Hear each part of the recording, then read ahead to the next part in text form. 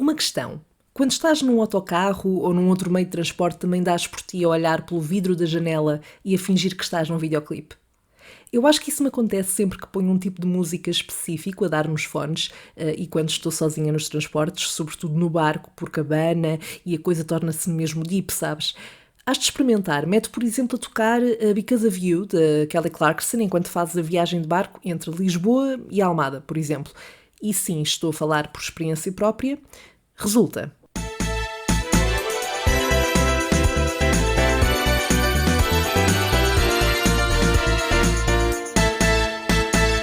Olá, papoila ou papoilo! Como está a ser este início de semana? Quanto ao meu, posso dizer-te que na segunda-feira fui a uma consulta e aconteceu-me aquilo que qualquer pessoa odeia que aconteça, que é pisar cocó. Eu reparei quando a certa altura fui à casa de banho e comecei a ver o chão e comecei. Eu reparei quando a certa altura fui à casa de banho e comecei a ver o chão a ficar sujo, não é? Sendo que não estava quando eu entrei. Portanto, eu só pensei para mim, por favor, que não seja eu, que não seja eu. Olhei para a sola dos ténis e era eu. A pessoa que estava à espera para ir à casa de banho a seguir deve ter pensado que eu me estava a sentir mal para demorar tanto tempo, mas na verdade eu estava só a limpar e a tentar resolver a situação. Mas bom, vamos ao que interessa, porque esta não é, obviamente, a história que te venho contar hoje e que é um episódio bastante engraçado, sobretudo para quem está de fora e não o viveu na pele. Eu não achei graça nenhuma na altura, como já vais perceber porquê, mas confesso que hoje, sempre que me lembro da situação, farto-me de rir. É aquele riso um pouco de nervoso e ao mesmo tempo de quem olha de fora e pensa que pessoa tão idiota, só que a pessoa em causa sou eu, claro. Então, para te contar esta história, temos de regressar até ao verão de 2018, em que eu fui com um grupo de amigos passar uns dias ao Algarve, porque um deles tinha casa lá. A casa ficava bastante perto da praia e num dos dias em que fomos à praia, alguém sugeriu irmos até uma espécie de parque insuflável que estava no meio do mar. Quando eu ouvi esta ideia, eu sabia que tinha duas opções: jogar pelo seguro e dizer para irem eles e eu ficava na praia à espera, na boa, sozinha, sem problemas, ia ao mar, voltava viva, tudo ok. E a outra opção seria armar-me em valente e não querer dar a imagem de cortes do grupo e alinhar mesmo sabendo que era muito provável que acontecesse aquilo que aconteceu. Adivinha o que é que a Sandra fez? Claro que não joguei pelo seguro e é por isso que hoje tenho esta história para contar. Eu sei que isto vai soar muito dramático e provavelmente é um pouco dramático, mas eu posso garantir que na altura o primeiro pensamento que me ocorreu foi: por favor, não te deixes afogar. Tu consegues uma melhor forma e mais digna para morrer. Então lá fui eu, já não me lembro ao certo quanto é que paguei, mas penso que foi perto de 20 euros, não tenho a certeza, se calhar foi menos, mas até podia ter sido só 1 euro que eu ia sentir que estava a gastar um balúrdio em algo que não ia correr bem e que eu no fundo sabia que não ia correr bem. Apesar de que, como te digo, eu tentei ser positiva. Afinal, tínhamos coletes, eu safo-me a nadar e além do mais, sempre arriscava e não ficava com aquela sensação do e se eu tivesse tentado. Para irmos para o tal parque insuflável no meio do mar, tínhamos que ir numas motas de água. Eu confesso que essa para mim até foi a parte mais gira e aquela que eu queria mesmo experimentar, porque eu nunca tinha andado de mota de água e tinha curiosidade. E foi engraçado até chegarmos perto dos insufláveis e eu perceber que tínhamos que nadar um pouco até lá. Pronto, mas por mim à partida tudo bem, sem problema. Eu não faço ideia ainda hoje do porquê, mas quando eu mergulhei para a água, eu comecei a nadar e não conseguia sair do lugar. Eu via os meus amigos já praticamente no parque insuflável e eu continuava, e não estou a exagerar, eu continuava exatamente no mesmo sítio. E foi aí que a ansiedade começou a dar os primeiros sinais.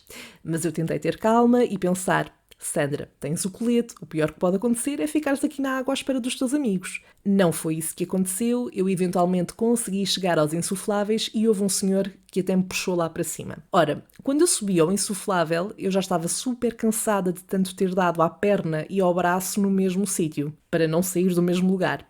Mas agora que tinha chegado, pelo menos, pronto, vou tentar brincar a isto, não é? Foi o que eu pensei.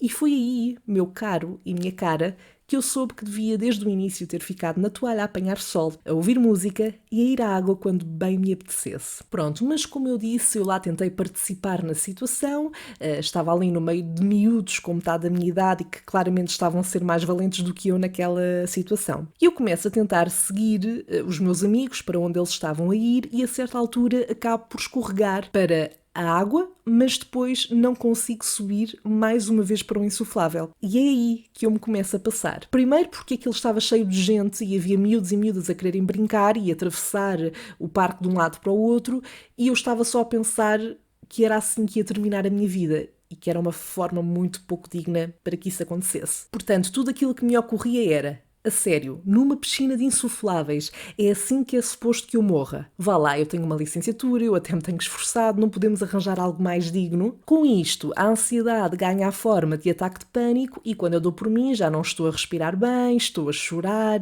e acontece-me algo inédito e que pelo menos posso riscar da minha lista de coisas para fazer durante a minha vida, que é ser socorrida por nadadores salvadores. Muito simpáticos, uma rapariga e um rapaz muito atenciosos, e eu admiro a capacidade que tiveram para aguentar o riso naquela situação, porque eu acho que se estivesse fora ia ter que lidar com aquilo e ia ter muita vontade de me rir. Eu não julgo, a sério que não. É que imagina o que é estares a controlar uma série de putos num parque insuflável, mas a única pessoa que tu tens de, entre aspas, salvar é uma rapariga de 22 anos. Bom, eles lá me acalmaram, tiveram a conversar comigo e foram mesmo muito simpáticos, apesar de que, naquela altura, a única coisa que me passava pela cabeça era: por favor, tirem-me deste cenário, eu quero sair desta situação, pegar nas minhas malas, voltar para Lisboa e fingir que nada disto aconteceu. Mas lá tive que encarar a realidade e pensar que pelo menos sobrevivi e proporcionei uma história que hoje posso partilhar contigo para que confirmes que não és idiota, se alguma vez pensaste nisso, porque existem pessoas como eu. E tenho a certeza de que também ficou uma história para esses meus amigos, se lembrarem, se rirem muito à minha custa, mas não faz mal, eu quero é que as pessoas sejam felizes. Isto é, se ainda se lembrarem, porque caso tenham esquecido, o que também era ótimo, eu acabei de lhes dar aqui uma oportunidade para se lembrarem. E esta é a história de hoje. E a conclusão é: às vezes não faz mal jogar pelo seguro, ok? Eu sou muito adepta de sair da zona de conforto e de arriscar, mas não quer dizer que te tenhas que pôr numa situação em que realmente não te sentes minimamente bem ou confortável, ou que sentes que te pode deixar numa situação de perigo e num estado como este de pânico e ansiedade, isto tudo só porque não queres ficar fora do grupo. Até porque se forem mesmo teus amigos vão levar isso na boa e não se vão importar que tu prefiras ficar numa toalha a apanhar sol e ouvir Beyoncé no Spotify. Ora, a história de hoje está contada, portanto passemos aos dilemas que me foram propostos através das redes sociais ao longo da semana. Portanto, está na altura de irmos à rubrica O que é que a Sandra faria?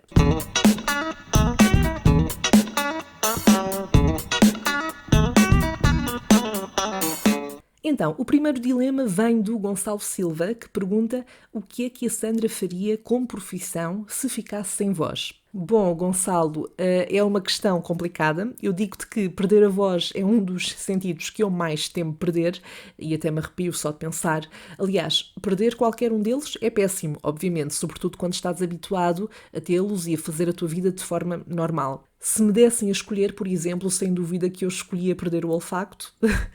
Agora, perder a voz, quer dizer, se entrar no meio da rádio e ser locutora já é muito difícil, perder a voz e ficar sem a possibilidade sequer de fazer um podcast como hobby ou até eventualmente fazer dobragens, que era algo que eu gostava muito de fazer, bom, eu ficava completamente arrasada. Aliás, houve uma vez em que eu fiquei completamente sem voz, nunca me tinha acontecido e eu hei de contar essa história num episódio destes, mas só durante esses dias em que eu tive sem conseguir falar, eu fiquei muito assustada.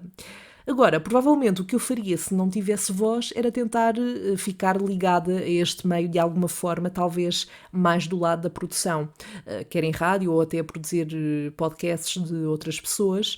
Pelo menos acho que tentaria não sair completamente desta área de que gosto.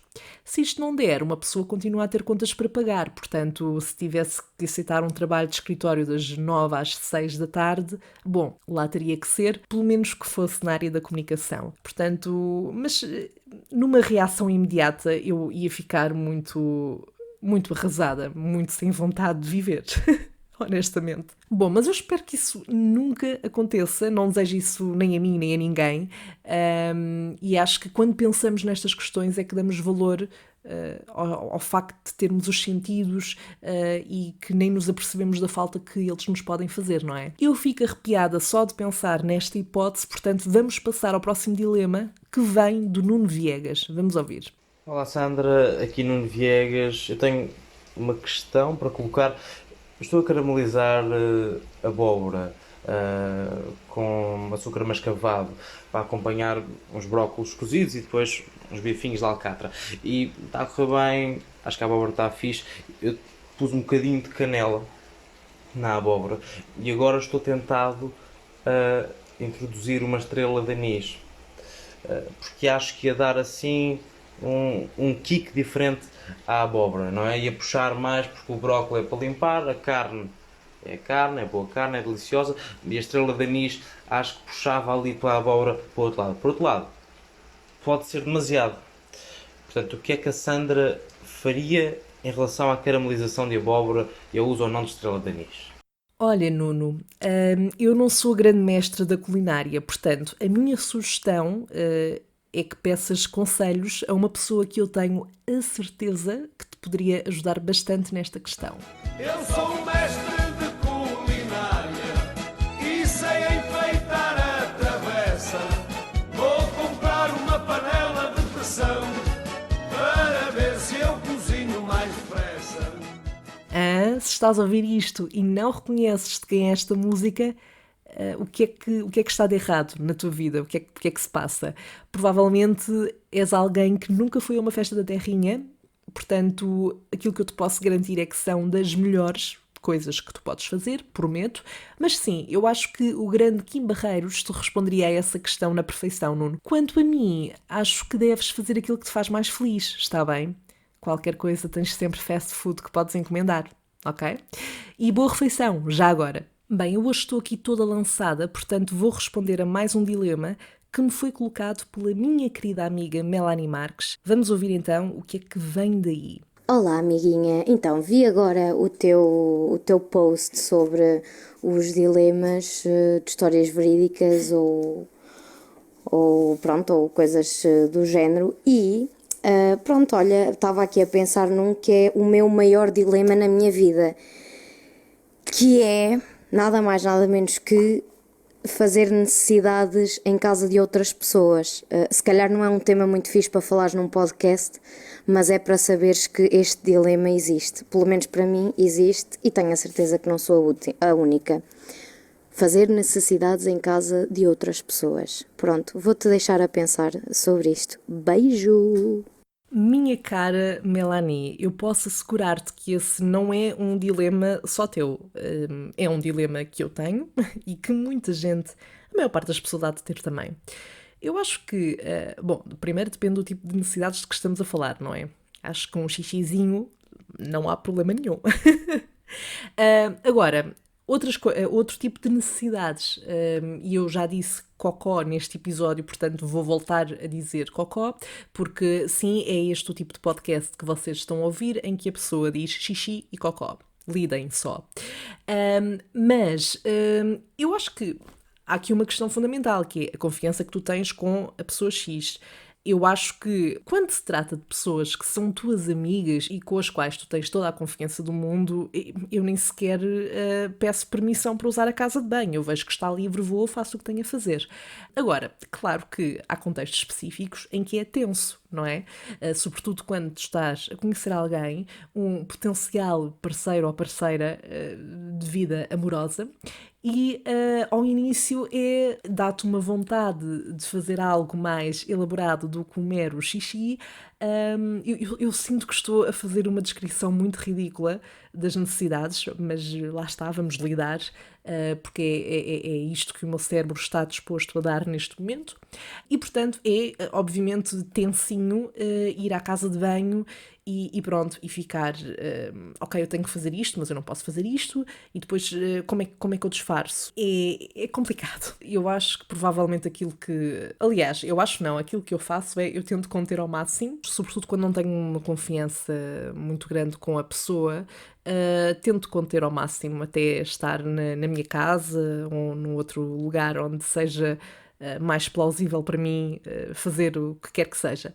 Mas eu acho que, quer dizer, são necessidades básicas. Também acho injusto que uma pessoa tenha que se aguentar e sofrer só para não ficar mal, porque todos nós fazemos isto, é incontrolável. Mas sim, eu, na maior parte dos casos, sobretudo porque são pessoas que eu conheço, mesmo que não sejam os meus melhores amigos, mas que são pessoas com quem eu tenho alguma confiança e à vontade, é completamente na boa e as pessoas sabem que estão completamente à vontade na situação inversa. Portanto, se for na minha casa, tem pessoas que possam não me conhecer assim tão bem, que por algum motivo estejam na minha casa, está tudo bem, não faz mal. Não quero que ninguém prenda nada. Agora, em engates é mais complicado, mas eu acho que na altura a pessoa tenta gerir a situação melhor do que pode. Eu detesto defender o que vou defender, mas eu acho que provavelmente aquilo que eu faço é aguentar o máximo que consigo, se bem que eu tenho receio depois de dar uma imagem também de que estou desconfortável. Isto é um tema mais complexo do que eu pensava, mas sim, eu acho que tento aguentar, ou então digo que vou à casa de banho e depois uso a técnica de perfumar de alguma forma.